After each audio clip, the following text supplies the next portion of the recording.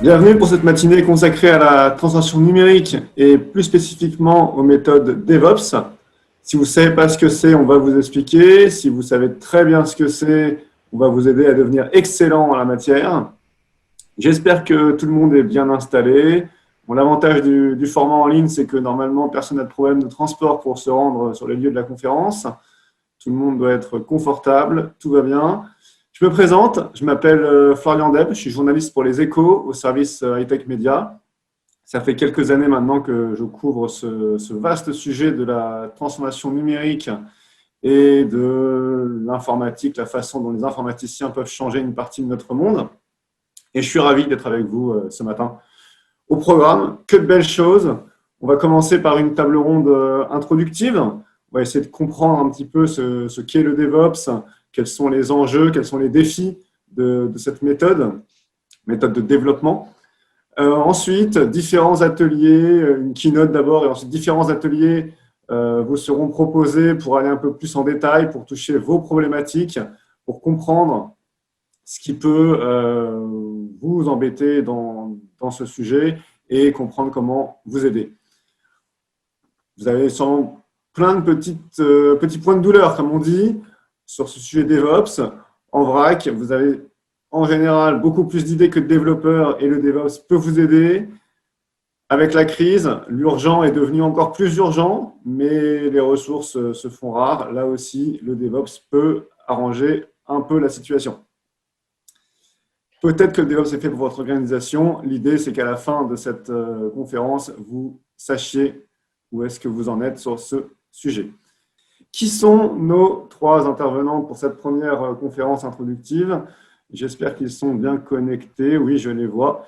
Alors, avec nous, Franck Lenormand, Senior Manager Cloud Automation DevOps and Container Expert chez Wavestone. Bonjour. Philippe Charrière. Bonjour Franck. Bonjour. Philippe Charrière, Senior Technical Account Manager IMIA chez GitLab. Et Antoine Millet, Head of IT Operation chez VP. Bonjour. En privé, pour ceux qui ne savent pas, mais je pense que maintenant tout le monde a fait le lien. Bonjour à tous, merci d'être avec nous ce matin. On va parler DevOps. On va d'abord commencer par définir ce qu'est le DevOps. Ça fait déjà pas mal de travail. Il y a beaucoup de définitions sur le sujet. Mais pour commencer, je voudrais qu'on souligne l'intérêt du DevOps dans le cadre d'un projet de transformation numérique dont les entreprises parlent aujourd'hui un petit peu tout le temps et encore plus depuis le mois de mars dernier. Première question, Franck, c'est pour vous, désolé. Pourquoi est-ce que les clients grands comptes adoptent des méthodologies DevOps ? Peut-être que vous pouvez nous donner quelques indices. Bien sûr. Alors, déjà, la principale raison, c'est qu'ils veulent aller plus vite. Ils veulent aller plus vite pour délivrer les dernières fonctionnalités qu'ils ont pu développer. Certains projets ont déjà pu basculer dans des modes agiles. Et l'agile peut se heurter au fait que, en sortie de chaîne de fabrication, c'est pas tout d'avoir fabriqué la nouvelle fonctionnalité. Ensuite, il faut pouvoir la déployer en production très rapidement, la rendre exploitable, faire en sorte que du coup, elle soit prête, testée, voilà, dans les meilleures conditions possibles de fiabilité et de rapidité. Et donc ça, on va dire que c'est le principal driver du DevOps. C'est le principal enjeu finalement pour les clients qui veulent passer dans ce mode-là. Alors après, dans nos DevOps, on y reviendra sans doute, il y a aussi des notions de faire plus d'automatisation, et du coup, faire plus d'automatisation, c'est encore une fois avoir des gains en fiabilité tout au long de la chaîne de construction. Et ça permet aussi finalement de pouvoir réallouer les efforts et les capacités des équipes vers des choses qui ont plus de valeur. Alors, je manque à tous mes devoirs. Est-ce que vous pouvez vous présenter brièvement et raconter ce que vous faites sur le DevOps? Alors, vous l'avez fait très rapidement. Donc, je suis Senior Manager chez Wavestone. Et alors, qu'est-ce qu'on fait chez Webstone? On est un cabinet de conseil.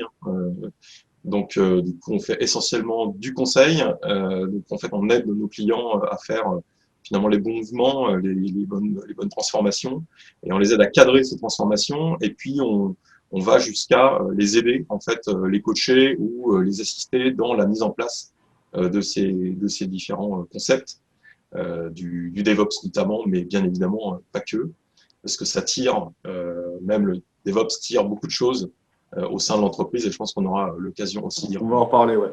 Philippe, on parlait de rapidité et de fiabilité. Vous confirmez, c'est ça la demande côté entreprise, et c'est ça que le DevOps peut Oui, apporter? alors déjà oui, je confirme ce que disait Franck. Il y a aussi, il faudrait peut-être aussi qu'on fasse une petite parenthèse après sur une espèce de définition DevOps qui pourrait convenir à tout le monde. On va y venir, on va essayer d'en trouver une, c'est pas facile. Après, c'est rien que la définition peut occuper la matinée, mais je rajouterais, alors c'est lié à ce que disait Franck, hein, il y a un petit côté besoin d'être très time to market pour les entreprises et les pratiques DevOps. Je préfère dire pratique DevOps ou recette de cuisine DevOps que méthode de développement, parce que ça va beaucoup plus loin que la méthode de dev. Peuvent énormément aider là-dessus. Et ça met en œuvre, et on y reviendra tout à l'heure aussi, des principes techniques qui permettent en fait d'essayer plus souvent, se tromper plus souvent, et du coup, ça va faciliter l'innovation. Donc après, qui dit innovation dit aussi time to market. Donc oui, c'est cette rapidité et cette fiabilité sont certainement on va dire les qualités le plus recherchées. Pas de manière Antoine générale. Ouais. Antoine, chez VP, est-ce que vous pouvez vous présenter VP et nous expliquer un peu, alors à gros traits pour l'instant, votre historique sur le DevOps et pourquoi vous l'avez fait, et ensuite on essaie de se mettre d'accord sur une définition. On va essayer. Donc, moi, c'est Antoine Millet. Je travaille depuis 4 ans pour VP, anciennement vente privée, hein, pour ceux qui n'ont pas suivi. Et depuis maintenant 15 ans dans l'IT, on va dire essentiellement comme Ops avant les postes de management. Pour nous, VP, l'initiative a démarré il y a 4 ans, quand le nouveau CTO a été nommé. Et tout un objectif très dans l'air du temps de transformation de VP, de modernisation du SI et d'accélération un peu des cycles. Et du coup, pour nous, la première question, mais ça reboucle sur le sujet d'après, la question était, OK, qu'est-ce que DevOps? Est-ce que c'est un poste, un titre, une fonction? Est-ce que c'est une méthode de travail, une manière de fonctionner? On a réfléchi un peu, évidemment, il y a les définitions, des livres, on a un très large choix, mais au final, et pour paraphraser un peu Wikipédia, on s'est dit au final, on a deux métiers qui s'opposent complètement. D'un côté, on va avoir nos devs où eux, ils doivent délivrer de la valeur pour l'entreprise avec un time to market, pour reprendre Philippe très court, et on va dire le plus vite et le moins cher. Et d'un autre côté, les ops, eux, on leur demande de maintenir nos plateformes, ça doit toujours fonctionner et minimiser le changement pour garantir la dispo.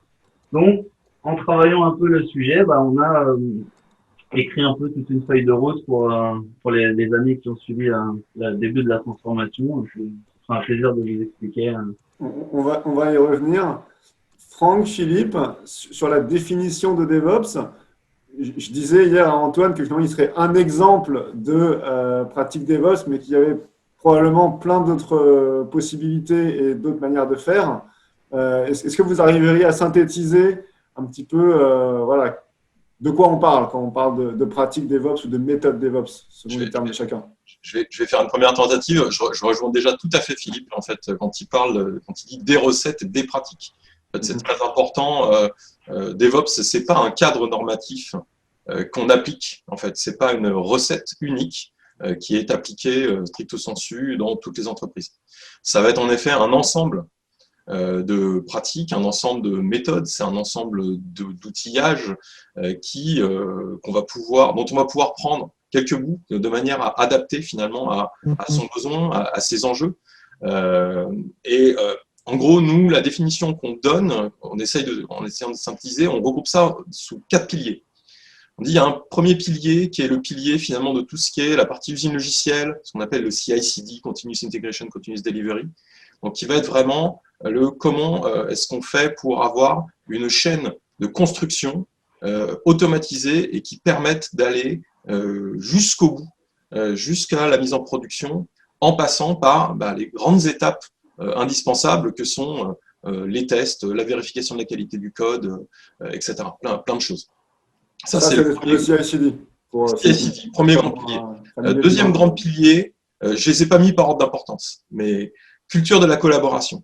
Là, ça rejoint finalement ce que disait Antoine. C'est en effet, on a, parce que l'IT a une très grande croissance, ça a eu tendance à spécialiser, en fait. Et du coup, quand on spécialise quelque part, eh bien, on différencie et on sépare un petit peu les enjeux, les indicateurs sur lesquels les uns les autres s'alignent.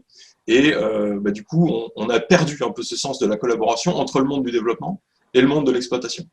Et donc, l'idée, c'est aussi là de finalement revoir un peu cette culture-là et de passer à une culture beaucoup plus, pas unique, mais en tout cas une culture qui concilie les enjeux des uns des autres et les réaligner sur finalement les mêmes indicateurs, les mêmes besoins. Ça, c'est très important. Et ça veut dire aussi potentiellement de la transformation, de l'organisation, des différents rôles, etc. Et ça, c'est une transformation qui est une transformation en profondeur et qui n'est pas une transformation technique. Troisième volet, on dit en fait tout ce qui tourne autour des applications, de l'architecture applicative. En fait, le champ d'application de DevOps aujourd'hui, préférentiel, on va dire, c'est l'ère du cloud native, etc. Ça s'applique très bien, mais en général, on ne cherche pas à l'appliquer que à ça. On veut l'appliquer aussi à d'autres applications, et il y a pas mal d'applications qui ne sont pas forcément prêtes et qu'il va falloir transformer d'un point de vue architecture.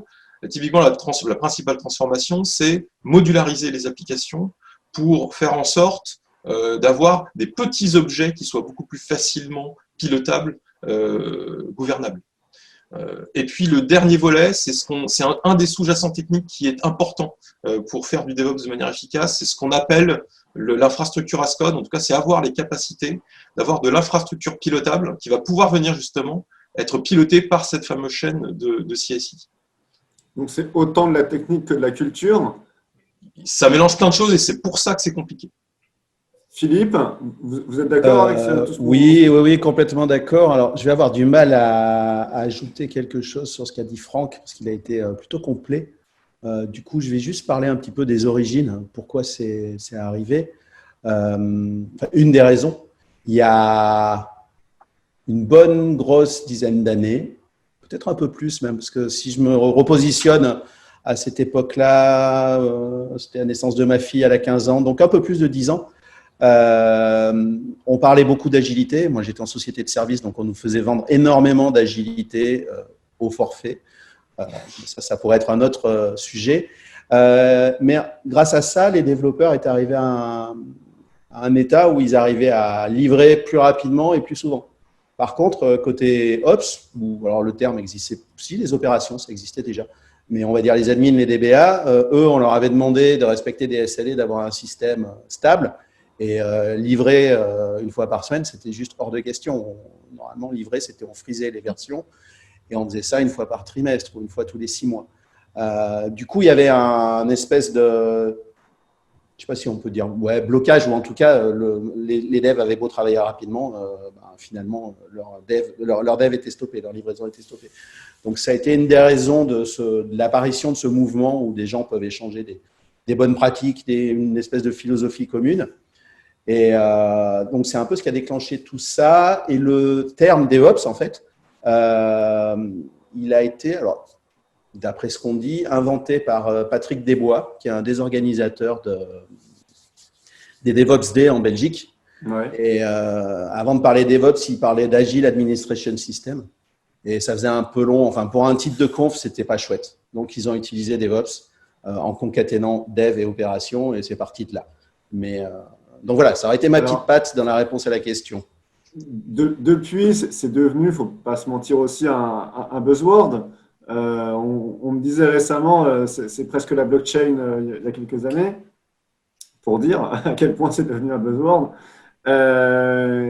Mais un buzzword sur quelque chose qui est effectivement compliqué à mettre en œuvre parce que finalement, c'est marier des opposés. Vous disiez, Philippe, entre les développeurs qui pourraient aller très vite et les ops qui n'ont surtout pas envie que ça aille trop vite parce que c'est un risque énorme quand les choses échappent à leur vigilance. Beaucoup de projets DevOps échouent. C'est en tout cas ce que le Gartner, notre cabinet de conseil, désolé Franck, indique dans ses études. Les trois quarts des projets DevOps apparemment sont mal partis et vont échouer. Pourquoi est-ce que la promesse n'est pas toujours tenue? Peut-être Philippe pour commencer, puis Antoine, vous pourrez nous dire quels sont les points d'attention que vous vous fixez. Pourquoi la promesse n'est pas toujours tenue? Alors, je pense qu'il y a un aspect culturel, si on reste franco-français. En France, les entreprises, elles silotent beaucoup déjà.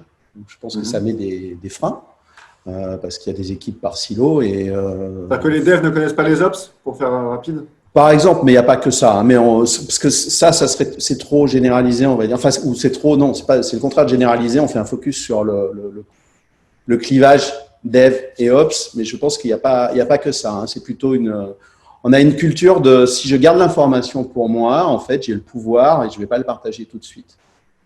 Alors que DevOps, ça serait plus l'information, on l'a tous et tous au même moment, donc on sait exactement au même moment quand on a un problème et on va pouvoir réagir à ce problème-là.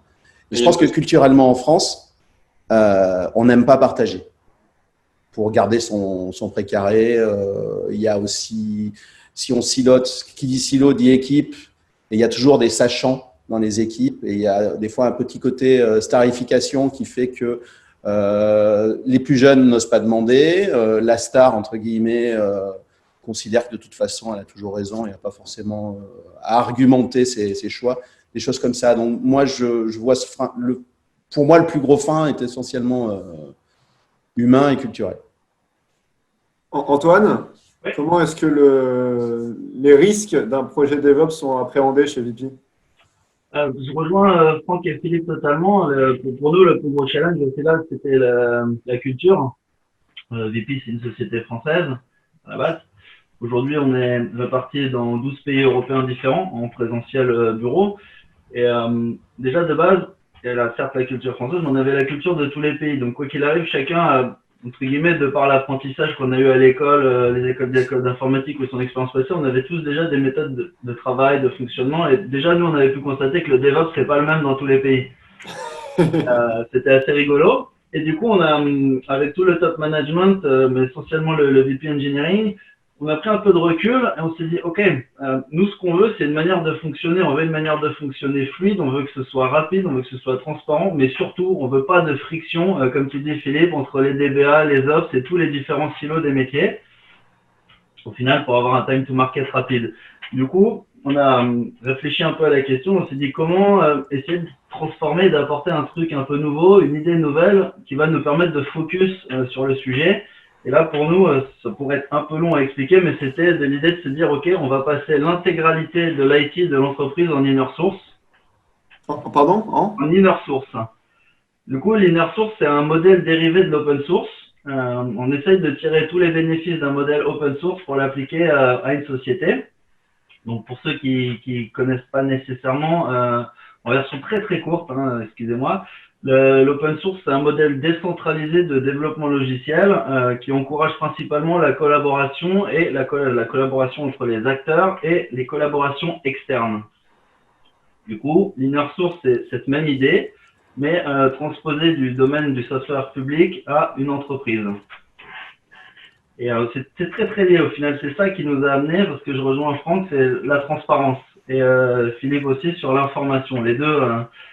Parce qu'un projet open source, on a trois types de participants dans un projet open source. On a les utilisateurs, donc ça va être une personne qui va faire du bug report, demander des nouvelles fonctionnalités, travailler avec les équipes, et qui va de facto influencer le projet par son avis et son utilisation.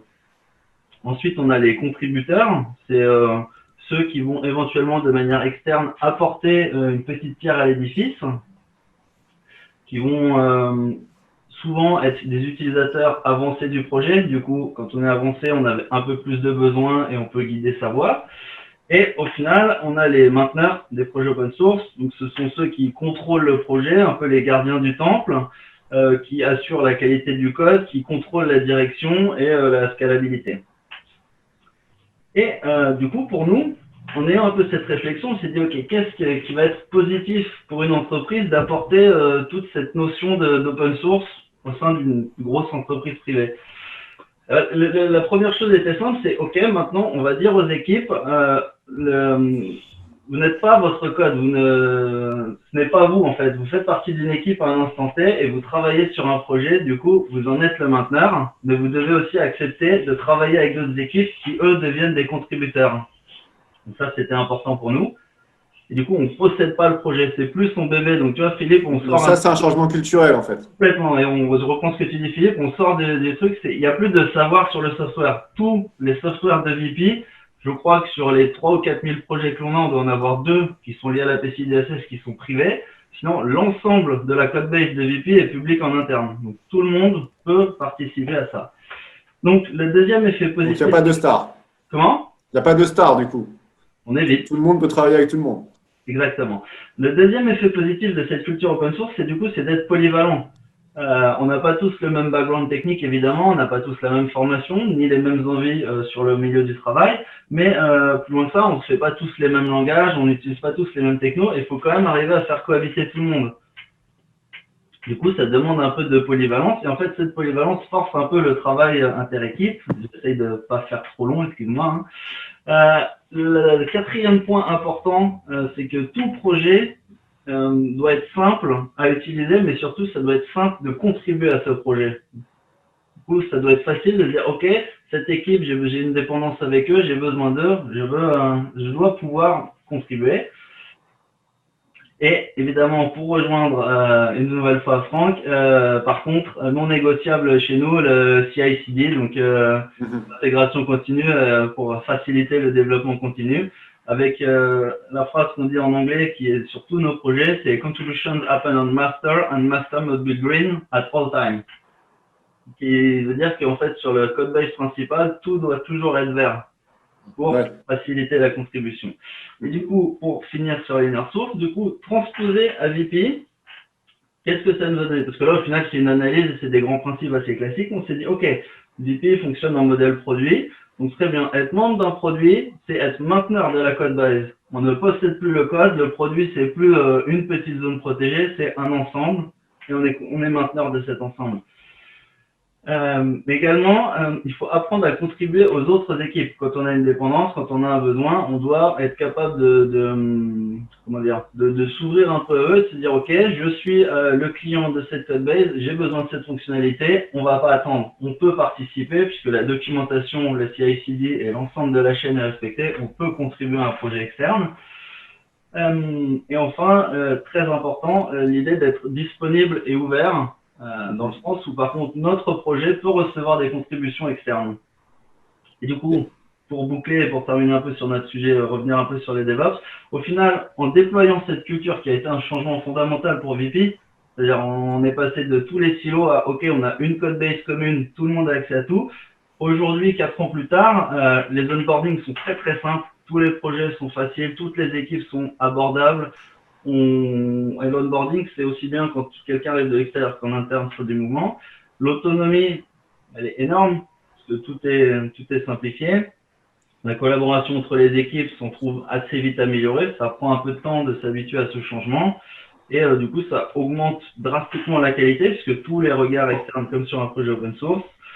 Et au final, le dernier bonus pour nous, ça a été de prendre un peu de recul pour travailler également sur tous les projets transverses de coordination de l'effort.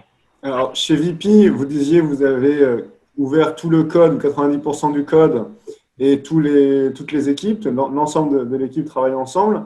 Est-ce que c'est le cas chez la plupart des entreprises qui font du DevOps, ou est-ce que c'est un peu plus modeste, disons, chez les grandes entreprises historiques ou chez les startups? Franck, comment est-ce que vous voyez la situation dans le monde de l'entreprise? Est-ce que tout le monde peut se permettre de faire ce que VP vient d'expliquer sur VP? Sur une partie plutôt inner sourcing, hein, là, pour le coup, pourquoi pas, enfin, inner sourcing, pourquoi pas. Après si on réélargit sur l'aspect DevOps, en fait, bien sûr que toutes les entreprises peuvent faire du DevOps. Après, il faut bien choisir le champ d'application. C'est-à-dire que par contre, ça n'a pas forcément de sens aujourd'hui de vouloir passer l'ensemble de son IT dans un mode DevOps. Il y a des tas de champs, de domaines applicatifs sur lesquels, de toute façon, le rythme des évolutions ne justifie absolument pas les investissements, parce qu'on parle quand même d'investissements qui sont nécessaires. Je reviens juste rapidement sur justement le pourquoi est-ce qu'il peut y avoir des échecs, entre guillemets. Je suis tout à fait d'accord avec Philippe. Bien, en fait, il y a un passage à l'autonomie qui est nécessaire. En fait, une équipe DevOps, c'est une équipe autonome. Et les cultures de silo et les cultures hiérarchiques aussi, qui caractérisent beaucoup la manière dont fonctionnent nos entreprises, c'est un vrai obstacle. Parce que, en fait, le management, globalement, l'autonomie, la plupart du temps, il ne sait pas le gérer. Et j'ai plein d'exemples où, en fait, globalement, ça se heurte à des problématiques de type management parce que le management veut continuer à contrôler comme il le faisait avant. Sauf que là, on est sur des équipes sur lesquelles on a mis en place des principes d'autonomie. Et il y a un deuxième aspect très important qui peut expliquer aussi le pourquoi est-ce qu'on n'y arrive pas. C'est tout simplement la compétence. En fait, il faut voir qu'on a essayé de balayer un petit peu tout à l'heure les 4 piliers qu'on mettait derrière DevOps. Ça veut dire des montées en compétences sur des concepts, des manières de faire, des outillages, etc., qui est assez important. Et ça se fait pas du jour au lendemain. Il faut l'accompagner et il faut bien le faire. Et penser que parce que juste on a mis un outil à disposition dans un coin, ça allait permettre de faire du DevOps, bah ça, en effet, on a toutes les chances de se planter. Il y a vraiment un accompagnement sur la montée en compétences qui est super important à mettre en place. Philippe, entre les outils et le management dont parlait Franck, la révolution presque culturelle du DevOps, qu'est-ce qui doit primer? Je pense que c'est l'aspect management et culturel. Parce que les outils, on les a depuis un paquet de temps. Et puis, il y a même de vieux outils qui marchent encore très bien. Par contre, ce qui est mieux, on le voit à l'usage, selon les entreprises. Vous parliez tout à l'heure de start-up ou grosses entreprises. Il y a des startups qui bossent à l'ancienne et des grosses entreprises énormes qui arrivent à mettre en place des ops de manière progressive. Parce qu'il faut, comme disait Franck, il ne faut pas un Big Bang. Mais c'est vraiment l'aspect culturel qui est important. Pour moi, ça me semble essentiel. Et si les gens n'adhèrent pas, ça ira dans le mur. L'investissement en temps et en argent sera à la poubelle. On avait discuté de ça la semaine dernière. C'est un peu comme si MMI, c'était à l'époque, déjà pour y aller, il fallait y croire parce que ça avait un coût. Et ça n'a pas bien marché parce qu'en fait, c'est une pratique un peu plus ancienne. Donc. Ouais, c'est plus lié c'était un ensemble de bonnes pratiques liées à mettre un peu plus pas forcément de qualité, mais un peu plus de bon sens, on va dire, dans les pratiques internes. Et le problème, ça a été tellement mal vendu en interne que les gens ont tellement mal adhéré parce qu'ils ont été violés, entre guillemets, sur leur projet. On leur a forcé à mettre ça en place. Culturellement, ils n'ont pas accepté et ça a planté. Les projets sont allés dans le mur. Même des projets qui marchaient bien au début, en fait. Ouais. On a voulu le mettre en place à tout prix. Ce qui était dommage parce qu'il y avait toute une liste de choses qui étaient super intéressantes. DevOps, c'est pareil. Il y a toute une liste. C'est pragmatique, c'est des bonnes pratiques. Mais il faut que les managers, ensuite les sponsors, etc., toute cette chaîne, en fait, ait envie de le faire pour de vrai. Il ne faut pas l'imposer.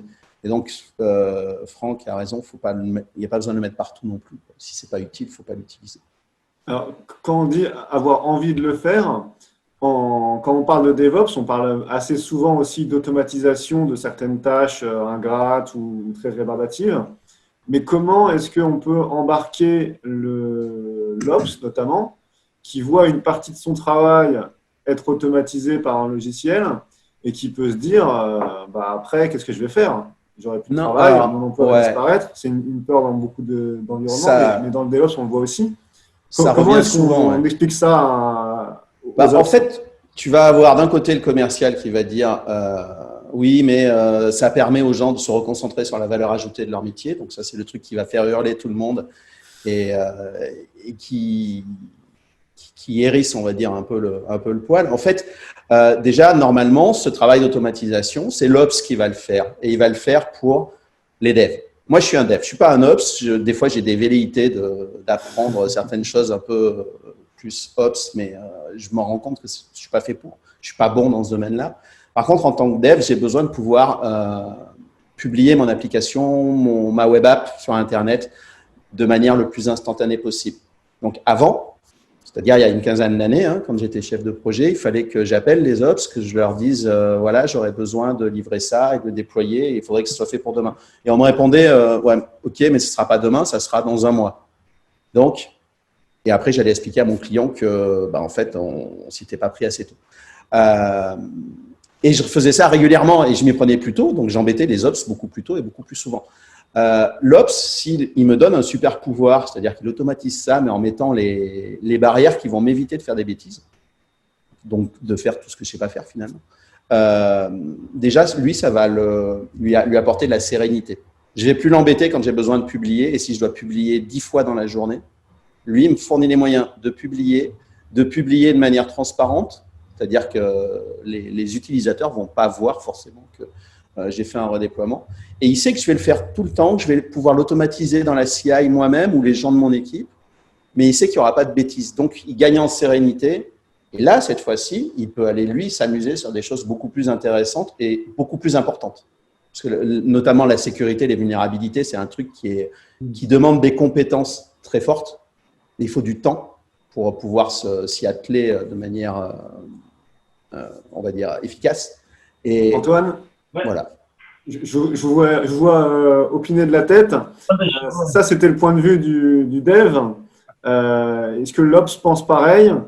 Il y a plus à perdre, disons, que le dev. Ah, exactement. Et juste pour rebondir un petit peu sur donc nous, l'initiative DevOps, c'est partie de l'Inner Source, mais pour reprendre ce que disait Franck, on a aussi fait le choix chez VP, dans toutes les équipes produits, de sortir les managers et d'en faire une fonction à part. Donc, le manager n'est pas un membre de l'équipe produit.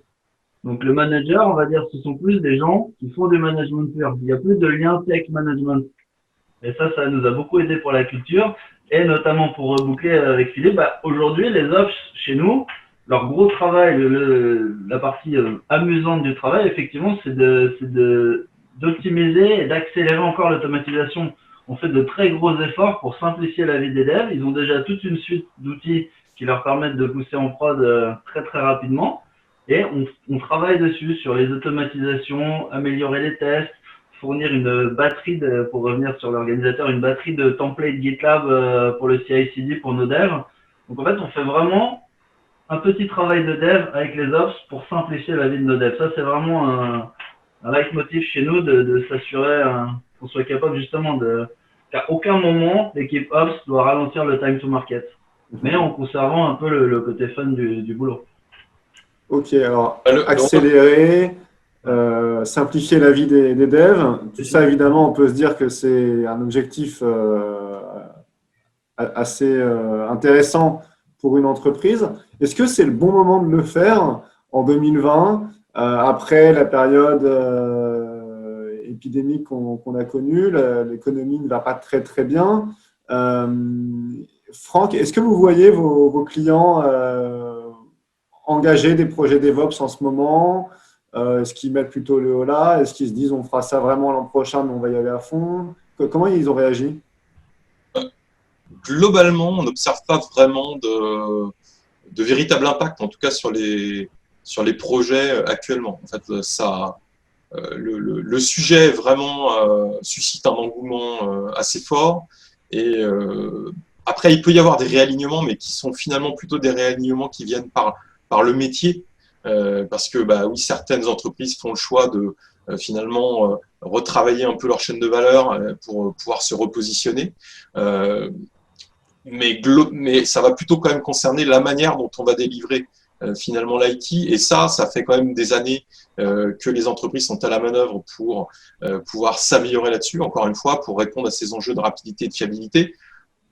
On n'a pas vu vraiment de choses vraiment marquantes. On ne sent pas démarrer des nouveaux grands projets DevOps pour venir soutenir le métier d'une manière un peu différente par rapport à avant, ni on n'observe pas non plus d'arrêt spectaculaire d'un certain nombre de chantiers. Il peut y avoir en effet quelques équilibrages budgétaires à trouver et donc des choses qui sont un petit peu ralenties, mais fondamentalement, on n'a pas changé le rythme de la transformation aujourd'hui. Ça coûte combien un projet DevOps? Je ne sais pas si on peut quantifier un peu, c'est toujours compliqué, mais… Je ne sais pas répondre à la question. Non, déjà, ça dépend énormément, bien évidemment, de ce qu'on met dedans. Hein. Encore une fois, on a vu que ça pouvait être très très large. Si vous me dites il faut à l'échelle de l'entreprise que je fasse toute une réorganisation pour m'aligner avec les bonnes pratiques DevOps, que je fasse monter en compétence l'ensemble de mes équipes et que je mette en place l'outillage et que je fasse aller mes projets et tous mes produits vers cet outillage, en effet, la transformation, elle est importante et elle est coûteuse. Après, c'est toujours pareil, cet investissement, il est à mettre en regard de ce que vous cherchez à gagner. Si c'est vital pour vous de pouvoir délivrer beaucoup plus rapidement des nouvelles fonctionnalités, comme il disait Philippe tout à l'heure avec son exemple de je sais développer des choses très rapidement, mais je ne sais pas les mettre en production très rapidement. Potentiellement, ça peut être quelque chose qui est très pénalisant et dans ce cas-là, ça peut être très intéressant pour vous. Et puis certains se servent aussi de ça pour franchir justement un certain nombre de gaps culturels et de s'aligner avec finalement les pratiques de ce qu'on appelle aujourd'hui les géants du secteur. Mais voilà, il y en a beaucoup qui veulent que leur développement ressemble à ce qui peut se faire chez Amazon, chez Azure, chez Google et d'autres, et donc qui vont essayer d'embrasser finalement ces nouvelles pratiques. Alors, justement, je viens de recevoir une question du public. J'allais faire passer le message que c'était le moment parce qu'il nous reste peu de temps, malheureusement. Alors, une question de Didier Lesage. Le DevOps est-il réservé aux applications web cloud ou les principes peuvent-ils aussi s'appliquer au développement de logiciels embarqués? Ouais, j'ai envie de dire, je pense que ça peut, enfin, plus comme tu as dit Franck, c'est pas adapté pour tout, mais moi je pars du principe que effectivement, si ça répond à un besoin et pas juste adapter le DevOps pour faire du DevOps, si ça répond aux besoins, typiquement nous, VP, c'est pas qu'un site web, on a toute la logistique, de la mécanique. On pourrait dire qu'on applique également sur tous nos entrepôts des méthodologies DevOps. Donc la question c'est plus est-ce que ça va répondre aux besoins initial? Si la question c'est juste d'aller plus vite, il y a peut-être autre chose à faire, mais si c'est un ensemble d'accélérer, d'automatiser, de faire des tests, là, ça peut effectivement répondre à la question. Est-ce qu'on peut faire une analogie entre l'Ops sur un projet logiciel à déployer en ligne et une équipe de support sur un produit physique? C'est quelque chose qui peut se faire ou pas? C'est compliqué? Très bien. Il y a le côté culturel que tu peux appliquer. Philippe, oui. Je disais, effectivement, c'est compliqué. Par contre, l'aspect plus culturel, enfin mentalité, je pense par contre est bénéfique, quelle que soit l'activité de l'entreprise. Bon, mis à part des choses qui doivent rester complètement secrètes, bien sûr, mais ce côté partage d'infos et même de méthodes de recettes, je pense, peut être bénéfique pour tout le monde chez nous en interne. Alors, on est un peu un cas particulier, quoi, mais ça impacte aussi bien les RH que les commerciaux, que le marketing. Ouais, si on reprend l'exemple de la question sur l'embarqué, finalement, l'embarqué, en effet, il n'y a pas le côté… enfin, on va déployer sur des choses qui sont très, très particulières, hein, sur finalement un substrat très particulier. Donc, on ne va pas avoir la partie, par exemple, infrastructure as code que je décrivais tout à l'heure. Ça ne va pas s'appliquer. Par contre, toute la partie CI/CD usine logicielle, ça peut s'appliquer. La partie culture de la collaboration, ça peut s'appliquer. La partie de comment est-ce que je modularise une application potentiellement un peu complexe de manière à faire des petits bouts plus simples, à faire rentrer dans ces différents outils et ces différents changements de culture. Ça peut tout à fait s'appliquer au monde de l'embarqué. Moi, je me demandais, pour finir sur la thématique de de la période dans laquelle on est en ce moment, le DevOps peut-il faire partie de la solution pour redémarrer l'économie? Est-ce que aller plus vite, c'est ce que les entreprises cherchent à faire aujourd'hui avec les techniques DevOps? Ça dépend quand même énormément de quelles entreprises on parle et de quel est leur secteur d'activité. Les entreprises dont, bien évidemment, la valeur produit va se traduire essentiellement par du digital et par de l'applicatif, c'est évident que être en capacité de très très rapidement fournir des adaptations de fonctionnalités ou des nouvelles fonctionnalités à leurs utilisateurs, pour eux c'est crucial, c'est vital. Et donc oui, ça peut faire partie d'eux. Après, n'oublions pas qu'on a quand même encore énormément d'entreprises dont le métier c'est pas d'afficher des applications web et de la gestion associée. Donc il faut, voilà, ça peut faire partie en effet d'un certain nombre de différenciateurs. Mais bon, après, est-ce que on va pas faire un plan de relance de l'économie par le DevOps non plus, je pense pas. Antoine, vous me disiez hier, clairement, c'est la solution. Ouais. En tout cas, à notre échelle à nous, effectivement, comme c'est un travail de la transformation de l'outil démarré il y a 4 ans et terminé grosso modo l'année dernière, pour nous, on n'a pas vraiment vu la différence au début du confinement et des changements complets. La plus grosse différence pour une société de notre échelle, c'était effectivement que sur Paris, on doit être à peu près 2000, donc ça fait 2000 personnes au moins qui vont au bureau, donc c'est des habitudes et une manière de réguler sa vie. Mais de mettre juste sur le professionnel pur, bien sûr en entrepôt, ça a dû nous demander un peu d'ajustement, mais sur l'ensemble de la chaîne, les résultats ont été de delivery, de travail de nos collaborateurs ont été vraiment exceptionnels ces 3-4 derniers mois. Mais le DevOps en télétravail, ça fonctionne. Oui. C'est aussi une question qui peut se poser. Ça fonctionne très très bien pour nous et ouais, vraiment on a vu très très peu de lenteurs, même un peu plus de collaboration entre les différents pays et les équipes interpays, où d'habitude c'est vrai qu'on a plus de facilité à s'approcher d'une personne dans le même bureau ou dans la même ville. Et là, du coup, comme on est tous à domicile, on a vu plus de rapprochement entre nos différents pays, donc c'était très intéressant à constater. Mais par contre, pour nous, effectivement, comme le fonctionnement était en place depuis 1 an, donc au début de l'année 2020, vraiment aucun problème de delivery, de très bons résultats techniques ces 6 derniers mois. Très bien. On arrive à la fin de cette conférence, à moins qu'il y ait d'autres questions. N'hésitez pas à vous manifester. Et puis sinon, Philippe, je vais vous laisser la place. Oui, alors ça va être c'est Hugues qui va commencer. Voilà. Très bien. Franck, Antoine, oui. Merci beaucoup. C'était très intéressant. On a à la fois la vision marché et la vision dans l'entrepôt de chez VP. C'était parfait.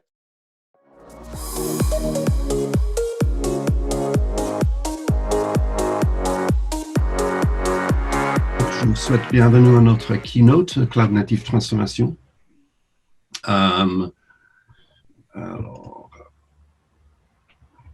Donc, on se présente. Je m'appelle Hugues Christé, je suis directeur de vente, responsable de vente pour GitLab pour la France.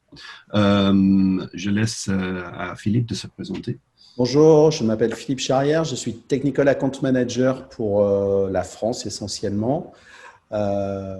Voyez ça comme je sers un petit peu d'homme à tout faire ou de concierge pour mes clients, pour les accompagner. Merci Philippe. Donc, c'est à moi de dessiner les grandes lignes des sujets, Cloud Native et GitLab, et puis je donnerai le relais à Philippe, à mon collègue, afin de mettre plus de couleurs techniques sur le sujet. Donc, d'abord, qu'est-ce que c'est Cloud Native? Voilà la définition Cloud Native Computing Foundation. Je crois que c'est assez clair. Et qui sont GitLab? D'abord, du coup, il y a peut-être ceux qui ne connaissent pas des GitLab entre vous. Voilà les chiffres clés sur notre entreprise. En bref, nous sommes une application unique pour l'ensemble des cycles DevOps. Vous voyez, nous avons maintenant 1300 effectifs dans 68 pays. Et le plus intéressant, nous sommes 100% remote. Nous bossons à distance. Tous les 1300 effectifs sont à distance. Les derniers chiffres qui n'est pas là, qui est tellement intéressant en plus, c'est que nous avons maintenant 40 millions d'utilisateurs, dont 1 million sont payants mondialement. Donc, ceci dit, il y a quelques cyniques qui diraient c'est tout nickel, mais tous les éditeurs réclament d'être cloud natif. GitLab, en fait, c'est pas tellement cloud natif. En fait, il dirait peut-être que vous avez deux modèles d'engagement. Et c'est vrai, nous avons deux modèles. Nous avons un modèle on-prem et un modèle software as a service. Et la plupart de vos clients restent on-prem. Et ça, c'est vrai. C'est un critique qui est vrai. En plus, peut-être il dirait que, enfin, le corps de votre métier, c'est le dev. Vous êtes dev-centrique plutôt que ops-centrique. Et le monde du cloud natif, c'est aligné sur le monde du déploiement continu et d'ops. Enfin, peut-être ils vont dire en plus que le graphique que vous voyez là, vous voyez une croissance énorme de notre entreprise au cours de décennies qui vient de passer, mais c'est une croissance qui aligne avec la croissance de la gestion de code source et l'intégration continue, et pas le cloud natif. Et dans une certaine mesure, ils ont raison. Mais si je vous remène dans le temps, je vous montre les différences, comment le monde a changé. Enfin, dans les années 90, nous avons livré le logiciel comme matériel. Puis, dans les années 2000, Agile est arrivé. Et puis, dans les années 2010, la dernière décennie, disons, nous avons rencontré DevOps. Mais bien que les outils comme GitLab a bien livré la gestion de code ainsi que l'intégration continue, également ils ont compliqué le monde du déploiement continu, surtout sur le cloud. La vélocité de développement que nous avons réussi à faire a rendu plus fragile le déploiement. Par exemple, un déploiement cloud, si on surdéploie, je perds de l'argent, mais par contre, si je sous-déploie, mon app va se planter. Donc, c'est vraiment une problématique qu'ils ont créé le succès des outils comme GitLab dans les décennies qui viennent de passer. Donc, il faudra une nouvelle approche. Et cette nouvelle approche, c'est basé sur trois composants clés. Enfin, le premier composant, c'est le microservices, comme façon de construire. Deuxièmement, il y a la containerisation, surtout Kubernetes. Et troisièmement, il y a le déploiement continu. Ça, c'est les trois axes du cloud natif. Et ces axes sont très, très difficiles à faire. Mais malgré cette transformation de besoins, je conteste que GitLab a relevé le défi. Je vais vous présenter trois différenciateurs.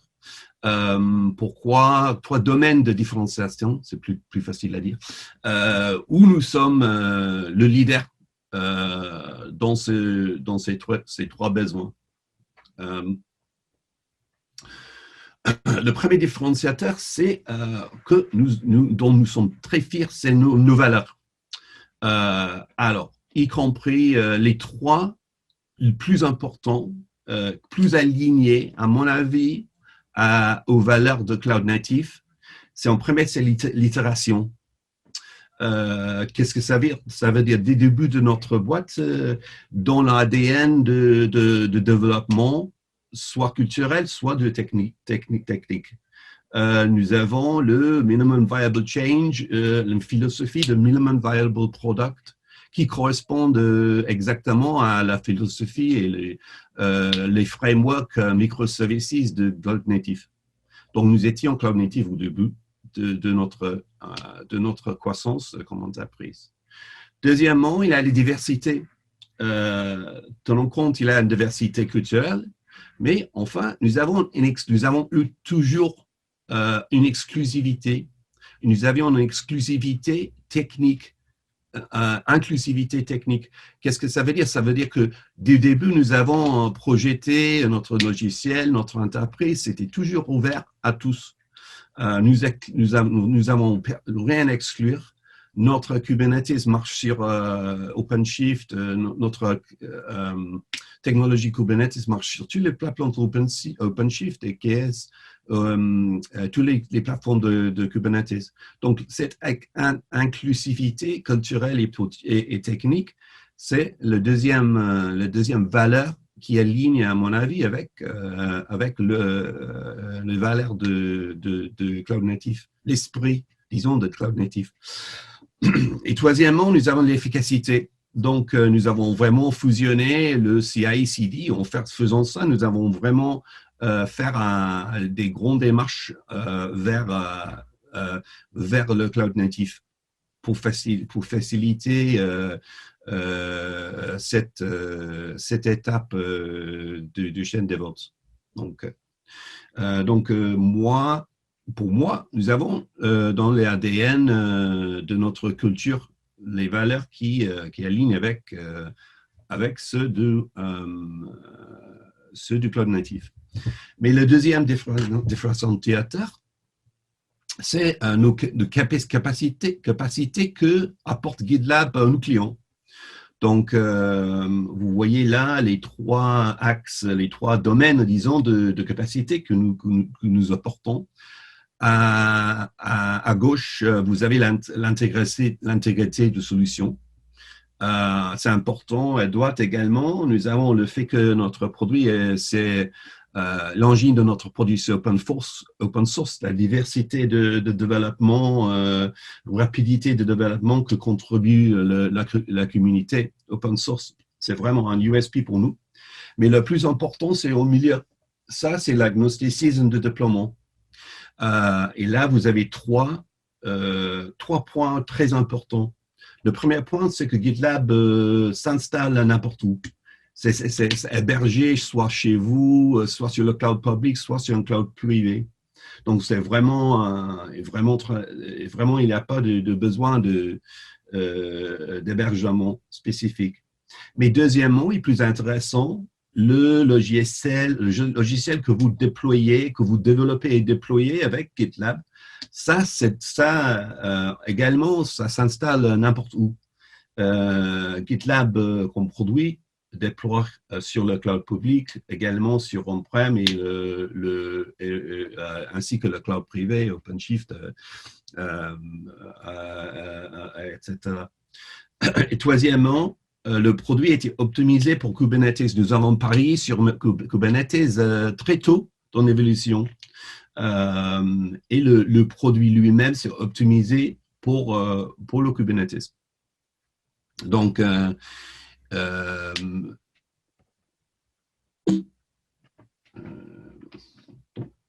qu'est-ce que c'est passé là? Voilà. Donc, et le troisième différenciateur, c'est plutôt le produit lui-même. C'est les features de produit. Et nous avons mis là 10 features dont nous sommes le plus fiers, qui est ligne avec Cloud Native. Donc, je vous laisse lire ces features.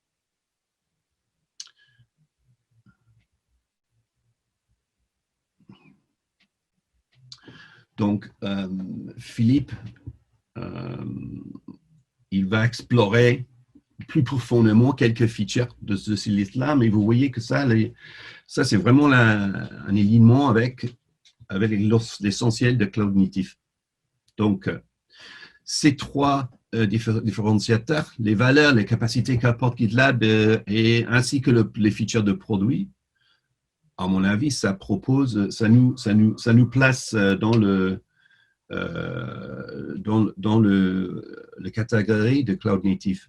Mais il ne faut pas me croire. Donc, nous avons un retour d'expérience sur notre site web qui est de Cloud Native Foundation. Lui-même, il déploie, il utilise GitLab, il déploie notre système. Donc, ça, c'est un témoignage assez fort sur ce sujet. Donc, je vous remercie d'être venu sur ma présentation. Je laisse la main maintenant à mon collègue Philippe pour continuer ce keynote.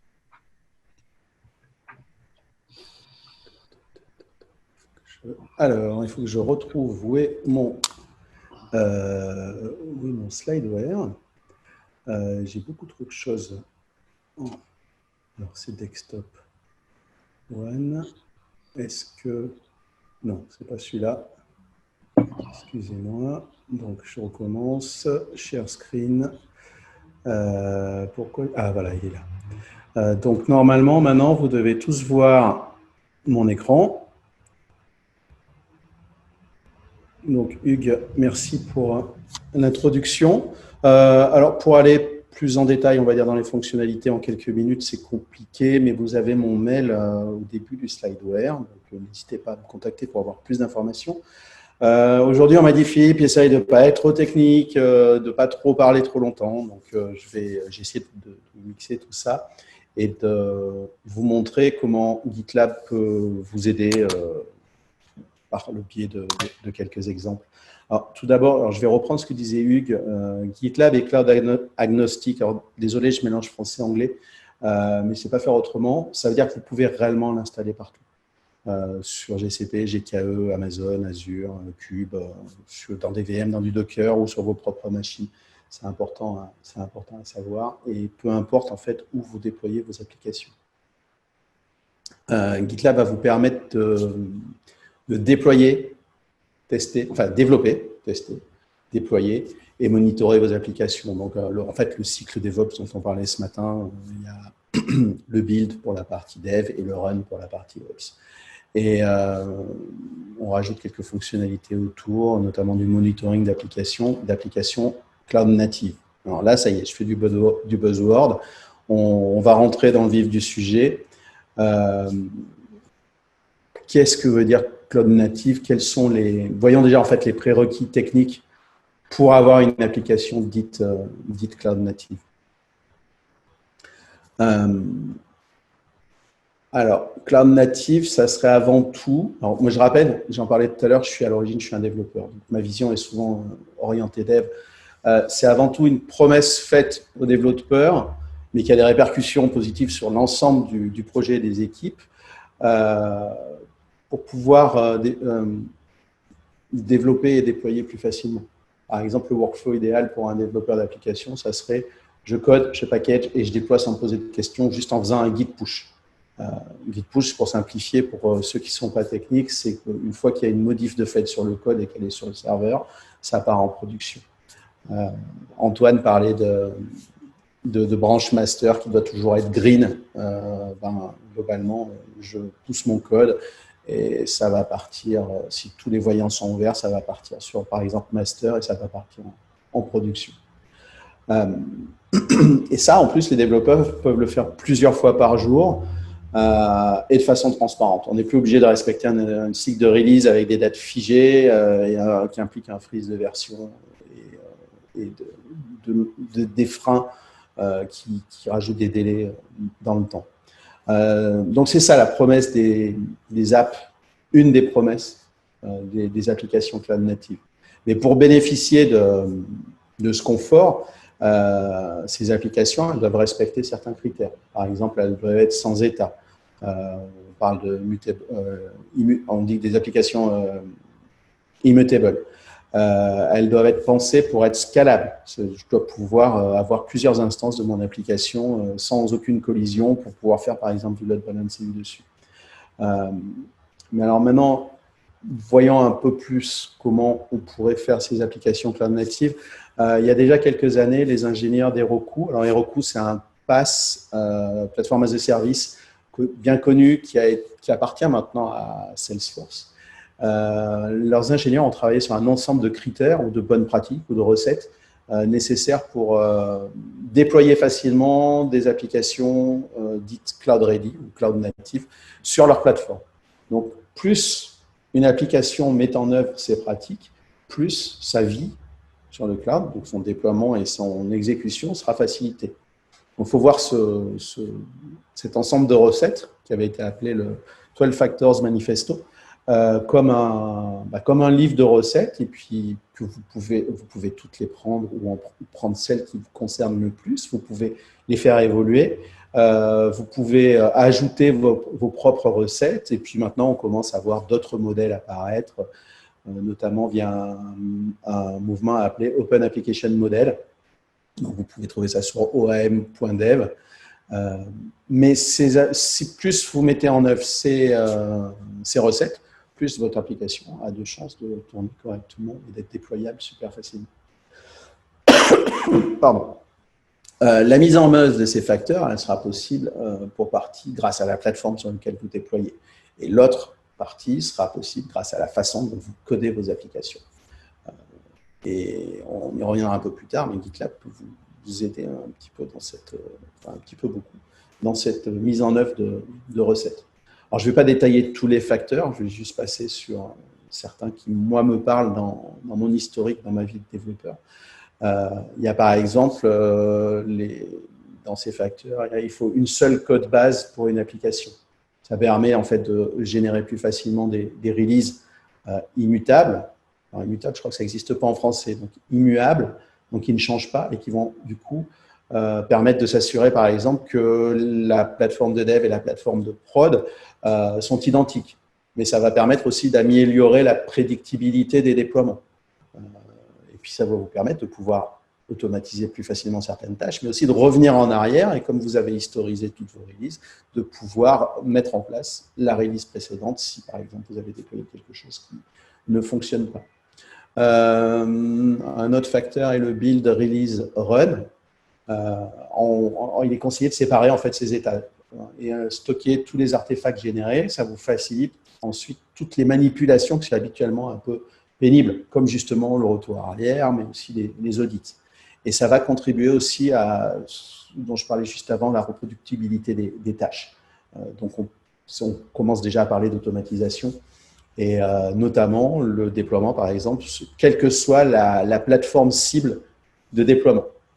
Parce qu'on parle aussi beaucoup de multi-cloud, parce qu'il y a les plateformes de dev, de test, de prod, mais vous pouvez aussi imaginer déployer vos applications sur différentes plateformes de cloud. Et le but ultime de cette recette, c'est de maximiser la vitesse du delivery tout en ayant une totale confiance de ce qui va se passer parce que ça a été automatisé et automatisé par les sachants, ce dont on parlait ce matin, les ops en fait. Autre chose très importante, c'est le stockage des configurations et des credentials, des secrets. Il ne faut pas le faire dans le code. Enfin, il faut vraiment penser à séparer cette partie-là du code pour éviter toute fuite, notamment pour la partie secret et credential. Et puis aussi pour faciliter toujours le déploiement vers des plateformes différentes. Donc, il est préconisé de le stocker, de stocker ça dans la partie environnement. Alors, pour ceux qui connaissent, on va dire, c'est de stocker par exemple dans les variables d'environnement. Pour ceux qui ne sont pas techniques, c'est vraiment garder à l'esprit qu'il faut une séparation du code et une séparation de la configuration. Dans la configuration, je mets tout ce dont a besoin l'application pour fonctionner, des chemins vers l'adresse de la base de données, mais aussi les tokens de sécurité, des choses comme ça. Et enfin, avant de passer au reste, les logs. C'est peut-être la partie pour un développeur la plus pénible, parce qu'il n'y a rien de plus pénible que de relire des logs. Je disais que les applications cloud native étaient immuables. Donc, en fait, elles ne vont pas stocker de fichiers, ou si elles en stockent, leur durée de vie va être très courte, parce qu'en fait, vous pouvez les redémarrer de manière transparente, mais à chaque fois, vous repartez de zéro. Donc, vous n'avez pas de fichier de log. Donc, et avec le cloud, vous allez pouvoir déployer des centaines d'applications, voire des milliers d'applications, puis vous allez les scaler, donc ça va multiplier le nombre d'applications. Donc, si ces applications généraient des logs, ça serait juste une horreur à gérer. Donc, en fait, l'application, elle va générer des flux d'informations et il va falloir avoir des services d'agrégation de ces informations qui vont récupérer les données envoyées par les applications et les logs sont gérés à part, mais surtout pas par l'application. Ça facilite aussi beaucoup les recherches d'erreurs, comprendre pourquoi une application fonctionne moins bien dans certains contextes, des choses comme ça. Pour rejouer l'historique aussi, c'est très important. Alors, de faire tout ça, ça a un coût, hein, bien sûr, puisqu'il faut changer ses habitudes, il faut le mettre en œuvre, il faut évangéliser en interne auprès des équipes.